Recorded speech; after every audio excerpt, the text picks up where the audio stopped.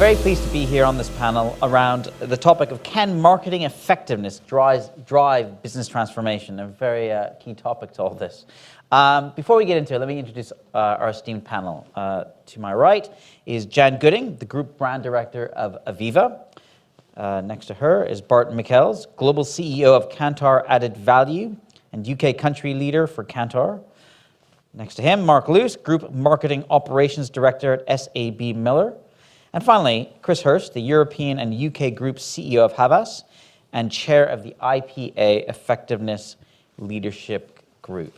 Thank you all for joining us. Now, just to kick us off and give us some context, I'm going to ask each of you very briefly, this term effectiveness, I want to just get some sense of what we mean by that. What does it mean in the context of your organizations, and how do you approach this topic? If I start with you, Jan. Well, you asked us this earlier, and I very quickly said, did it work? Because I have a small brain, I like to speak in simple terms. But you're quite right to raise it. Inevitably, what it means is any organisation is making choices about how it invests its money, and for marketing to get its share, it needs to demonstrate what the organisation got back for it. That's not always as simple as an equation of we spent this, what did we get back in profit in that year? There are all sorts of ways in which you can be trying to transform an organisation, and marketing plays a role in that, because what we're trying to do is show how an organisation can grow and strengthen its brand, and you need very good data to be able to do that. So effectiveness is the kind of proof in the pudding that what you described and hoped would work, has worked. You've already highlighted a term that we'll come back to, I'm sure, data, key to this. Bart, what does effectiveness mean for you and your clients? It's quite hard to improve on that as an answer, in the sense that I think quite literally, did it pay back, I think is what effectiveness is about. And I think baked into that is, are you clear what you're trying to achieve?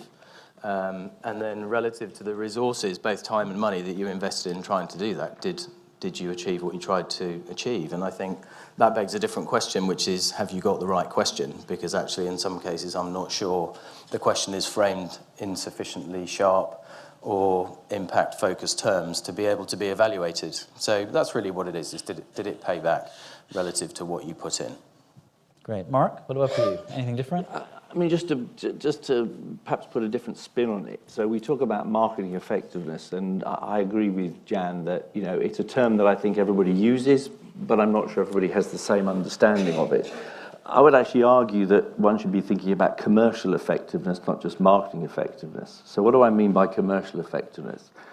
I mean marketing and sales and trade marketing investments, because if you look at, you know, commercial investments in totality, the actual marketing proportion of that can be relatively small. So looking at, you know, effectiveness in the broadest sense of one's commercial investment, I think is important. And then I think just to build on the point about, you know, does it work, does it pay back? That's important, but does it pay back to the extent that you expected it to? So it may well have paid back, but when you made the choice, perhaps you were expecting it to pay back 2, 3, 4 times, and it paid back twice. So does that still mean that, you know, it's as effective as you had hoped it would be? Chris? So I'll answer a slightly different question, only because I can't add to anything that's already been said. Being fourth, I agree wholeheartedly with the preceding speakers. I agree with Nick. So as the chair of the committee, I took over 2 years ago, and what I felt at that point was not that the industry or clients or either people, you know, our clients didn't understand what effectiveness was. I just felt, particularly within our industry, 2 things. First, in the advertising industry, I think 2 things. One, we'd done a pretty good job of talking to ourselves as the IPA and our members about, you know, about effectiveness, but we had done, I felt, a pretty bad job of engaging the wider client community in terms of how seriously we as an industry took that. And the second point for that was, I also felt that, frankly, perhaps we actually didn't take it seriously enough. So can which through my career has gone from being one award ceremony to become the award ceremony, awards something like 1,300 lions every year, 5 of which are for effectiveness. Now, so this isn't an argument against creativity. This is an argument for effectiveness is what we are here, I believe, as agencies to deliver. And we have to start taking it dramatically more seriously, not just because we should anyway, but because the world, Tom, we're going to say this repeatedly through the day, the world is going to change out of all recognition because of the encroachment of data. Can I just of course, build on one point? So what you say about creativity versus effectiveness is interesting, because it's a debate we've had for many years, internally in my organisation. One just has to be careful, I think, that you don't set up a binary choice.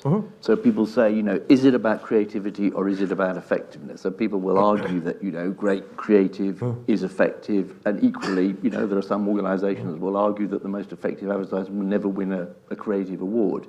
So I think it's just important you don't try and set up a binary choice. That's my point about Cannes. It's not, and that's why it's a slightly unfair comparison because it's a creative event. But within agencies, I felt within our community, more time, more effort, more attention was spent on the creative part of it, and less time and attention spent on the did it work, how did it work. Crucially, is that replicable? Okay, it worked then. What learnings can I take from that and apply that to brand X over here? So it's a rebalancing, not an either or, in my opinion. I'm sort of itching to comment on that, because just to be controversial at the start of your session, my observation, and I come from the advertising industry, the first 12 years of my career was spent at Ted Bates, good old-fashioned full-service agency. I think what the advertising industry needs to rediscover is its interest in marketing rather than campaigns. Yeah. So I find the narrowness even of that conversation interesting, because actually the creativity and the innovation that we seek is in our business strategy, and it's in how we are going to market. So the reason I ended up crossing the floor, as it were, and ended up working in marketing inside a number of very big, complicated organisations, all trying to change from BT to British Gas to Aviva. So you can see I like difficult problems. The point is that what is fascinating to me about people and marketing is around behaviour and how you influence that through communication. But the behaviour is what you're trying to change, and that's where the profitability and the commercial return lies. And I think we all need to rediscover the excitement of actually doing business and what marketing was about, which was solving business problems or bringing business strategy to market, if I could put it that way, rather than simply living in the domain of the paid-for advertising space. Okay, I completely agree with that. Do you think that when you say return to, do you think that the industry, and I include clients in this as well, by the way, do you think the marketing and agency community was better at that in the past and is now moved away from that, or do you think there's... No, I don't. So frankly, I was a judge on the IPA Effectiveness Awards because I admired them so much. I literally have every copy from Volume 1 to date, and I look forward to having the one that finally has me as a judge in it. So I and they've gone from being this thin to, that fat, which I think in itself tells a story. So I actually think the IPA Effectiveness Awards is an astonishingly brilliant, over time and evolved way for me as a client to engage as a judge, because I want to learn from what other people are doing. I don't think any of us ever kind of arrive, and I don't notice that the IPA are not interested. I was just responding to you going to Cannes and getting into that magic, the science versus the magic of what we do, and we absolutely need to do both. But the fragmentation of the industry has meant people have got into narrower and narrower boxes, and it's one of the things that concerns me as I think, and we think endlessly about our own marketing operation and how should we be organised for success, and do we have the right capability and the right talent. There is always a danger that people are becoming more and more specialists, and you're not getting the general broad commercial knowledge, interest in people in the round and how you build a business. So everyone wants to be a startup. Sometimes I feel like that when I'm working at Aviva, but actually reigniting Aviva is also a very interesting and exciting thing to be part of. It requires huge innovation, lots of failure, lots of wasted money, which is what we hate, which is why we want to know what's effective, because we don't want to waste our money or our time. I mean, I think you make a really interesting point, and ironically, I think so my career is the exact opposite of yours, and my first 12 years is on the client side, and I think one of the reasons why this session this week is so good is it brings together all of the communities around one question, and in the past, I think that happened quite naturally, and I think we're now having to be a bit more thoughtful and intentional about how we do that to make sure that all of the voices are in the room. You know, when I was a client, clients are world-class strategists and evaluators, and agency people in general are great illuminators, dramatisers and storytellers, and actually now you can't tell those people apart in the same way. People have different skills. People need to have, they talk about a whole brain environment, something where someone uses all aspects of their brain. And actually, if you try and find that in one person, you will fail. You have to find that in a group of people and apply them together against the same problem, and that's agencies, clients, data people, tech people. And so I'm wholeheartedly agreeing with you that maybe the context has changed and we have to think about who's involved in that discussion. Okay, this is amazing. I don't have to do much. These guys just respond to each other, which is great. Mark, one thing we talked a lot about this idea about, I like that in a way that the way you phrased it, commercial versus marketing effectiveness. In terms of what your CEO, because you're at the coalface, you've just gone through a massive deal as a company, what does the CEO demand of your function and what the company gets back? What's effective in his view? I feel like I should give two answers to your question, the previous CEO and the new CEO. Right, okay, yeah, tell me which one is the better answer. Perhaps we'll focus on the previous CEO. So, you talk about what's going on at the coalface and the challenges that we face. And, for those of you that have been on Mars or haven't read the newspaper for the last 12 months, SABMIller has now been swallowed up by ABI, which makes it the largest FMCG company in the world. But whether it's the new company or whether it's SABMIller, the single biggest challenge that we faced was growth. We were fortunate as an industry because particularly, our geographic footprint was very much emerging markets. So there was something called embedded growth. So, you woke up in the morning and if the economy was growing, the beer market was growing. That degree of embedded growth has dried up now, and what the beer industry is facing is essentially it's being outcompeted by other beverage categories. So whether that's within beer, whether that's craft, or whether that's wines, whether that's spirits, or whether that's soft drinks, it's becoming increasingly difficult to find that growth. And Jan, you talked about changing consumer behaviour, and for me, that's the fundamental thing that the CEO wants from, if you like, what we would call the commercial function, so marketing, sales and trade marketing, because it's only by changing consumer behaviour that you're going to grow. So having an aspiration to grow but not understanding what you need to do to change consumer behaviour is going to cause you a problem. And one of the things that we're blessed with, although I think we're still at the relatively early days of our understanding of this, is the whole area of kind of behavioural science or brain science, to put it a different way. Marketeers have always known what works. If you have a good program of marketing spend effectiveness, you can find out what works and you can do more of it, and you can find out what doesn't work and you can do less of it. I think what behavioural science allows us to understand for the first time is not just what works, but why it's working. So if you're going to change consumer behaviour or shopper behaviour or customer behaviour, you have to understand how people make decisions. If you don't understand how people make decisions, you're not going to be successful.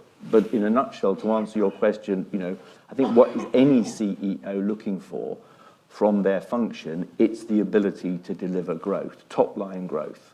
And can you give us a tangible example, for instance, that behavioral science piece, or something which is because I think part of the point of this event is really to give people some tools. Are there tangible examples where you've seen something really shift the dial in a massive way, irrespective of that kind of embedded growth that might be illuminating for that?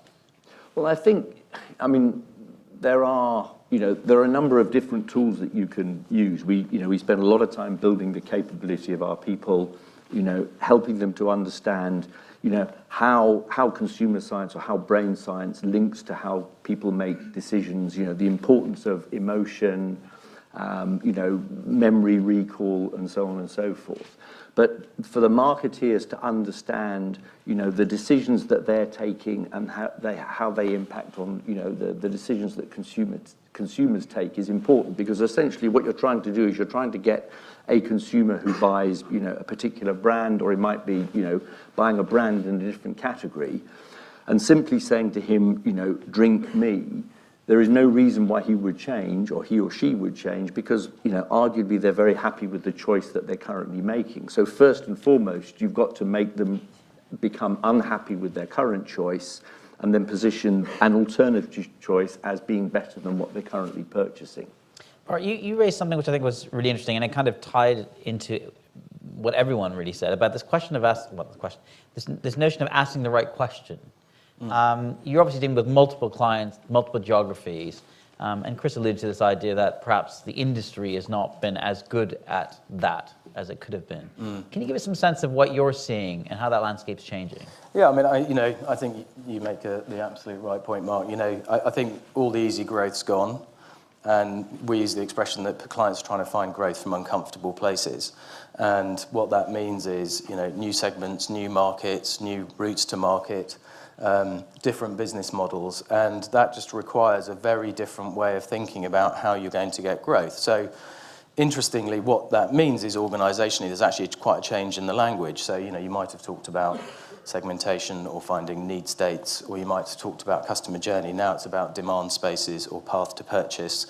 And the questions that are big questions that can unlock growth are the ones that have baked within them some assumption about how you can change the role of your brand in someone's life. So a client like IKEA might say, what role does the brand have in our consumers' lives today, and what opportunities does that create for delivering lifestyle solutions? That's a big question that has lots of things in there about retail, about bundling, about pricing, whatever. My favourite, someone phones up and goes, should I launch a white games console? That's not a great question. That's like, go and do that and see whether it works or not. I think how that's changing is really about taking the conversation up, is going up to the board level. You've got CMOs who are asking the questions about saying, what's the fundamental dynamics of the category? It's broader, which is saying, who are the people now in IT, tech, data, sales, marketing, whatever it is. And then it's deeper, which is saying, what is the local context in global brand terms for what we're trying to achieve? You might have a global idea. How am I going to find growth in a local context so that what I mean globally is still relevant, but what I actually do locally is tailored in order to drive greater emotional connection and fundamental traction with consumers? Chris, just picking up on that point, you were probably the most cautious or most willing to throw a red light about some of the way the industry's operated. Do you think it's getting better? You mentioned this, the Cannes statistic as an example where creativity is perhaps getting more attention than effectiveness. But do you think, to Bart's point, that the industry is asking the right questions, engaging with clients in a better way than it was, say, 5 years ago? I think yes, but that's a cautious yes. Yeah, we can tell. Because I don't think that so better, but has a huge amount to do, in my opinion. I think And what are those things that they need to do? I think, a lot of the way I've interpreted a lot of the comments so far have been around the need for us to organise ourselves around problems. Our clients come to us as consultants to help them solve certain problems for them, rather than us dividing ourselves, as to an extent we always have, into sort of silos and go, I'm the media guy, and I'm the creative guy, and I'm the digital guy.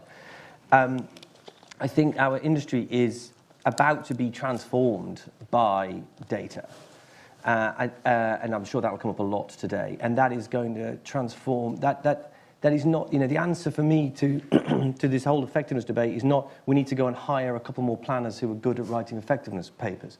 The whole role of whether something's worked or not and how we evaluate whether it's worked and what it's intended to do, I think is going to change dramatically. We need as an industry to essentially completely reorganize the way we approach our clients. We absolutely, it used to be the case that we used to an extent, be able to operate within our silos. There'd be a creative agency and they do most of the creative thinking, and there'd be a research company, they do most of the research thinking, and the media company do most of the research thinking, and there'd be some bridges between the two, but we broadly operate separately. I think that is going to totally change. And I think new players are going to come into our market, the Deloittes, the Capgeminis, and many people beyond them. And I think the reality of it is that we're getting close to a world where we actually cannot deliver the right solutions to our clients if we try and do it in our pre-existing silos. We have to build completely different shaped teams around the needs of our clients. And I think effectiveness is absolutely at the heart of that, because the way you decide what kind of shaped team you need is you need to understand the problem, and you need to be able to measure whatever it is you set yourself, we be able to measure whether or not it's working. And we're going to be expected to be able to do that in real time often. I mean, it's not all about short term, but a big part of it is going to be. Can I just build on something you said, though? You know, the way you phrased the question was, you know, should the advertising industry be doing more? In a sense, I think that's the wrong question. I think it requires, you know, I don't think you can put all the onus on the advertising industry to come up with the solution. It goes back to something we talked about at the beginning, which is, you know, how do we define effectiveness? I think the most important thing is, you know, if you're a client and all of your partners have the same common understanding of how you define effectiveness, that's all that matters. That might be different from the way that other people define it. And one of the things that I think clients are very guilty of is that they spend a huge amount of time building capability in their own organization, educating people to understand, you know, what is effectiveness and how do you measure it, but they don't necessarily share that with their partners. Right. So if you want to get your partners to work lockstep with you, then, you know, when you are building capability amongst your own marketing people, have the agencies in the room so they understand what are the metrics that you use. So when you talk about marketing spend effectiveness and you have, for example, you know, impact criteria, what are those criteria? Or how do you measure, you know, the cost effectiveness of it? I mean, have a common understanding between yourselves. So don't put the onus, I suppose what I'm saying is don't put the onus on the advertising industry. Recognize that actually clients and agencies must work together to solve this problem. I wanted to ask Jan a question actually, because it was related to that, which is in the sort of previous days where the brief when I was a client would have, what do you want your consumer or customer to think, feel, or do? And that was a very central part of the brief that you had in any advertising or communication sense. That's still the same question, but obviously the specificity and the colour that you can bring to that question. Do you find that that's, you know, now having seen on both sides that question is still the same question, the right question, or do you feel like we put enough colour around that? So, in all honesty, I would have to go upstream to that. So remembering that my role is I look over 17 markets, so I don't actually play with the train set, sadly, anymore, in any market. I'm that ghastly, mysterious person behind a curtain who says no occasionally. For me, at Aviva, and it's kind of a story of two different chief executives, happily I was consistent as the group brand director, sort of survived to fight another day. It was a different problem. We were trapped with the agency and our own successful and effective model.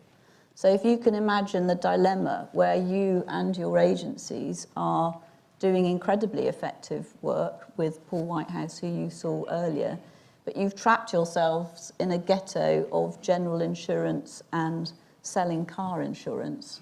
And actually what the business needs to do is reinvent itself as a digital insurer, completely challenge its own organisation and routes to market, and recognise the fact that in this country, we were the market leader in almost every sector, including retirement, pensions, protection, definitely not health, because that's Bupa, but we were not the brand leader. We were brand leader in the commodity area of people renewing their car insurance.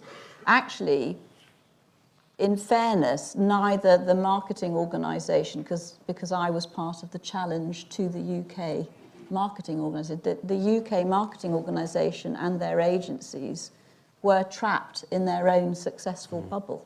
And I think one of the things that's incredibly difficult to do, and it's really hard now, we're all mesmerised by data, is actually how do you reinvent your own business strategy? Yeah. How do you make a case for something completely new strategy for the brand, and which leverages the capability that we had as an insurance firm to solve problems for customers that no one is solving, actually, because they're not in the market at all. So our enemy is apathy. People are not saving enough, they're not providing enough for their pension.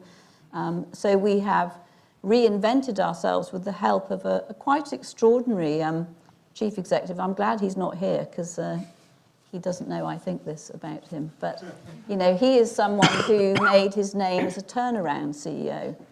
And now he's got the interesting challenge of, can he make his name as a CEO who could grow a business? And he doesn't want to just grow the business, he wants to transform us into a digital insurer. These are enormous tasks. And, you know, marketing, we have to be a little bit modest about our role in that. You know, the journey that you go on to get to that kind of review of what is the opportunity is going to come from management consultant advice, is going to come from who do you think your threats and the competitors are, is going to come out of actually the opportunity of the drama of your organisation going through a bit of a crisis so that you can come and reinvent. So all sorts of people play a part in that, and marketing plays its part by actually being mature enough themselves to engage in the commercial business dilemma. But the thing that I think we bring to bear is the magic of understanding customers and people and the market in which we're in. And so if you can imagine that when I joined Aviva 8 years ago, we could barely count the number of customers we had, because we only counted policies, because our distribution model was to go through intermediaries, to get to a stage where I can go to the board yesterday and I can present what the customer numbers are in every market and be pretty sure that it's right. How many of them are existing, how many are new? How many, on average, products do they hold with us? All of these things we didn't know. So when you talk about data, I think what's exciting is less in the trading arena. And I've talked about this a lot. You know, I thought it was very clever. Whoever thought of paid, earned, somebody did. Somebody came up with those 3 pillars initially. They're really important, but they're no longer separate. So what has happened, what I want everyone to be in, is not just interested in my business and my customer, but actually be interested in media, be interested in the fact that social media is part of my customer's journey. I'm selling a digital promise, that's what people buy. So we've got to grow up and understand that the world used to be simpler, but it wasn't as good as it is now. I'm very glad I'm alive now. It's completely amazing what we can do, but it is incredibly challenging to try and get your head round how do you identify an opportunity, understand customer behaviour, think you have a way of changing it, and then orchestrate everything that we know about marketing, communication, media, and our own organisation providing service so that our customers have a seamless experience. Because frankly, Aviva's on a mission to make sure people retire well in this country. That is a non-trivial exercise when you talk about what question are you asking yourself. But we'd like to make money as we help solve that problem. So this isn't just a, you know, we haven't all suddenly turned into Gandhi and, you know, we've got to make money. We have to make money. And that's what effectiveness is about. Effectiveness is, have you got a strategy that you could execute brilliantly, scale up, repeat and do it again so that you make money? You all agree with that, I assume. Mark, there's an interesting, listening to Jan, the way that you describe the challenge. I mean, there's an interesting parallel that I at first sight realised existed between your industry and our industry. So if you think about beer, you know, beer grew up as being a drink for blokes who went down the pub. The problem now is that there are less pubs, blokes have other things to do. Women go there too. We've think, suddenly these woken days. up to the fact that 50% of the world's 50% of the world's population are women, and beer is a category that has never appealed to women. And in fact, if you want beer to appeal to women, it would be a good place to start. Would be by stopping pissing off women in the way that we communicate, because actually I can't understand why any self-respecting woman would want to drink beer. So one of the challenges for our category is how do you make beer more relevant to more consumers on more occasions? The point I'm making is that it's as much a category challenge as a brand challenge. It's not to belittle the role of the brand, but when we go and talk to our communications agencies, we're as much talking about the category challenge. How do you redefine a category and make it relevant to today's and tomorrow's consumer, as opposed to where beer has come from historically? So, is beer the perfect drink when blokes go down the pub and watch sport? Absolutely. But there are fewer and fewer of those, and other alternative beverage categories are encroaching. So we need our partners, our agency partners, to understand as much the category dynamic and the category challenge, and then within that, the role of the brand in delivering against what we're trying to achieve from a category point of view. Yeah, I think you make a really good point, and the clarity of the vision combined with the clarity of people's understanding of what their role is in achieving that vision, and then the tools to make that happen, and of course the actual people who know what they're doing, is quite a difficult task. I think you make a great point, which is one of the hardest things is to create a burning platform when you don't have one. Yeah. And actually, there's a study that was done by Kantar about the overperforming businesses, and one of them was these are businesses that are more forward-looking, and they don't just look at what they're doing today and what's happening next. They go quite a long way in the future, and it's to create a burning platform. If you looked at the mobile phone networks 5, 6, 7, 10 years ago, they thought they ruled the world, and very quickly it was clear that consumers viewed them a little bit like they viewed petrol, so all the sex and excitement was in the handsets and was in the tech, and actually they was very quickly becoming commoditized. Now, what do you do about that? Do you create a vision for your future business which is about digital engagement with consumers and the role you play in their lifestyle as a whole, and create an ecosystem like many brands have tried to do? Or do you say, no, I'm going to maximize what I've got now, and I'm going to really try and grind the next quarter out? So I think creating that burning platform, but I think the ability to really simply articulate in a very complicated world to an organization about what they do about that is really, really tough. Well, I think the other challenge is to, and I would say this, wouldn't I, as the brand director, but to find a way to not have many brands. So the less brands, the better. I spend a lot of time, if you think I say no to agencies, there's a lot of no inside going on. But to have, which is the brand you need, and how do you keep reinventing it whilst remaining consistent? It's the biggest sort of brain fuck going, excuse my French, but how are you consistent, single-minded, clear and differentiated, and yet reinvent underneath so that you keep moving with the times? It's an incredibly challenging dilemma, because I think, when I was at BT, I remember, used to be a telephone company, the future is broadband. Enormous debates about whether a new brand had to be launched in order to compete against Sky and BBC. I remember the discussions with Gavin Patterson when he set up his entertainment division. It gives me joy in my heart every time I see BT Sport, because I know that was me battling away 15 years ago, going, no, the new has to replenish the existing brand, and it costs a lot of money to create new brands. But you've got to invest in the rejuvenation of your own brand. And equally in Aviva, do you just say Aviva is the car brand, so we need a different new range of brands?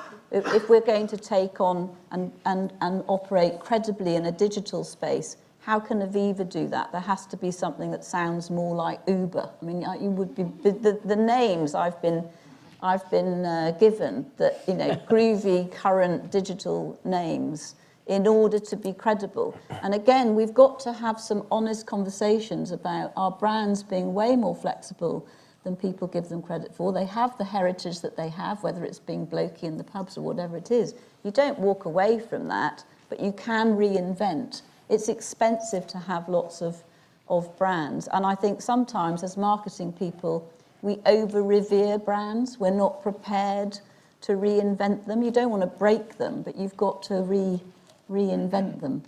I love that whole Marmite Gate thing, actually, because I absolutely hate Marmite. But there's a brand that, you know, has stood the test of time and people feel passionate about. But its packaging has changed, its presentation has changed, probably what people do with it has changed. Everybody's got to find ways to reinvent their brand and keep being useful, because the brand has to go to work. The brand produces the dividends for the organisation of loyalty. That's what brands are really great at.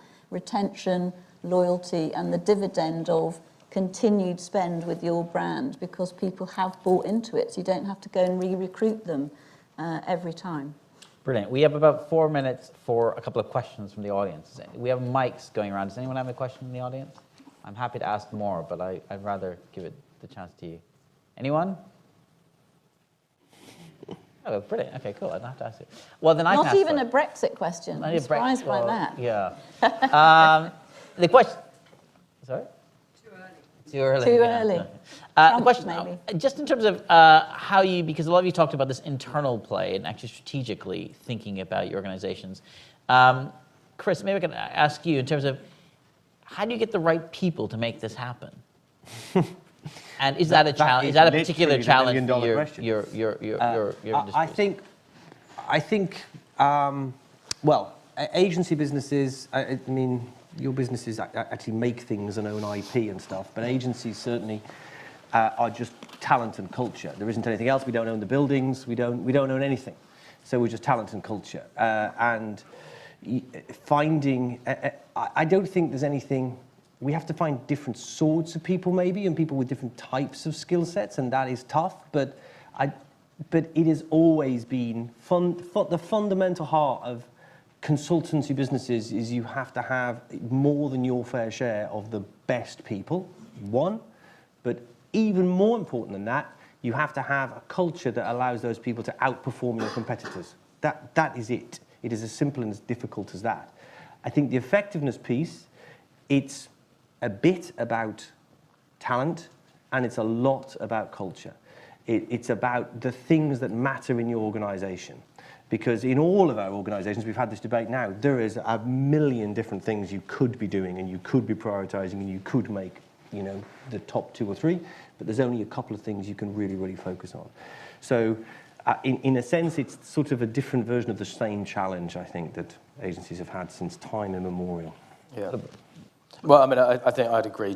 I think, you know, I was talking to Craig Donaldson, who's the CEO of Metro Bank, last week, and he was talking about, because he's obviously hiring a load of people and trying to sort of keep things going. He goes, he hires for attitude and aptitude and trains for skills, and he does that non-stop and is really clear about the brand. And I think in our environment, curious people who are really hungry and care about action, who are, you know, curious to understand why things work and how they can make them better.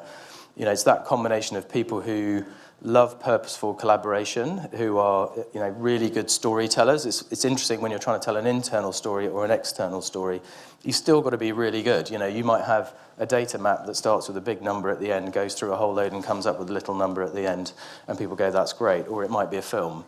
But you know your audience when you're talking to a board or when you're talking to the bulk of the organisation. That's true for the younger people, it's true for the leaders. And I think the other thing is just being really, really clear about the reason why you're doing something and being absolutely desperate to deliver it well. And that is an attitude that I think is critical on both sides of the fence. Well, we've got 49 seconds. I was going to ask a question about data, which is a big topic in the last 45 seconds. But Mark, very quickly on the spot. In terms of how you equip yourself to deal with all this data that Jan relayed that allows you to do things, but how do you actually take advantage of it, particularly when Facebook and Google own 75% of digital advertising. How does that play in your organization? How do you equip yourself to use it better? I think it's a huge challenge for many organisations. It's a huge challenge for our organisation, compounded by the fact that, you know, we are essentially or have been historically a localised and decentralised business. I think the challenge is, as somebody said earlier on, is not accessing the data, it's figuring out how to use that data to drive better decisions. So I think, you know, as an organisation, I think we're closer to the start of that journey, to the end of that journey. I think it's a huge opportunity. And I'm not sure that, you know, we have the answer to that yet. Great, that'll be next year's session, I'm sure. Please join me in thanking our incredible panel for that great conversation. Thanks so much, guys. Thank you.